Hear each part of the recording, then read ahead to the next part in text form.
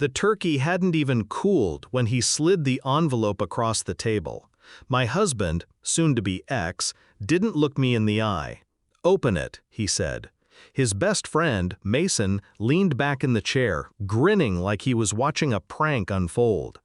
I could still hear his voice from earlier. He didn't know I heard him. "She'll cry. Betcha a bottle she breaks down before dessert. Women are so predictable." He chuckled. They all did. I opened the envelope. Read it once. Read it again. Divorce.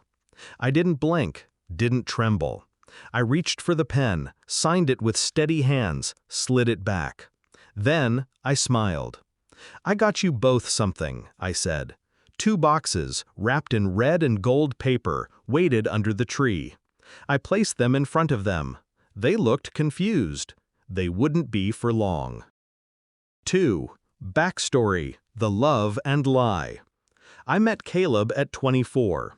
He was charming in that classic, clean-cut way. Brown eyes, half smile, the kind of man who held doors and quoted old films like they meant something. Mason was always there too, the shadow behind the light. Too loud, too smug. Caleb called him a brother. I ignored the way his eyes lingered too long, the jokes he made about sharing. I should have looked closer. But back then, I still believed love made people better, that trust was earned. Caleb proposed under a snowfall. My yes was real. So was the betrayal that came after. 3. Discovery: The Moment I Knew. It started with the password change. Then the late nights. The silent phone. The smell of cologne that wasn't his. But it was the voicemail that undid everything. Mason, drunk, laughing into the receiver.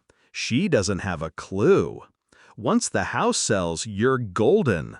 Just let her down easy. Serve the papers at Christmas. Get a reaction, man. Bet she sobs like a baby." A pause. A clink of a glass. Women are so predictable. My world didn't shatter. It narrowed. I didn't cry. I studied, memorized, filed every detail away. They thought they were planning an exit. I was already building a stage. 4. Strategy: The Plan Begins. I didn't scream. I smiled more. I let them believe I was clueless. Over 3 months, I rewired the house finances. Quietly hired a lawyer. Shifted half our assets into a private account. Legal, under my name, courtesy of the prenup he forgot he signed.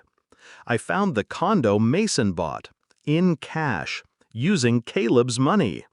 Got the texts, got the receipts, got the video. I didn't want just revenge. I wanted undeniable. Something that would rip the smug off Mason's face and make Caleb feel the loss he thought he could walk away from. So I waited. Let them pick Christmas. Let them wrap the noose. 5. Execution: The Gift Under the Tree. They opened the boxes together. Caleb's held a photo, him and Mason, on the condo balcony, his hand on Mason's back. It wasn't just infidelity. It was intimacy. His mother gasped. Mason's box was heavier. Legal documents. A lawsuit, filed under my name. Fraud. Money laundering. Evidence attached.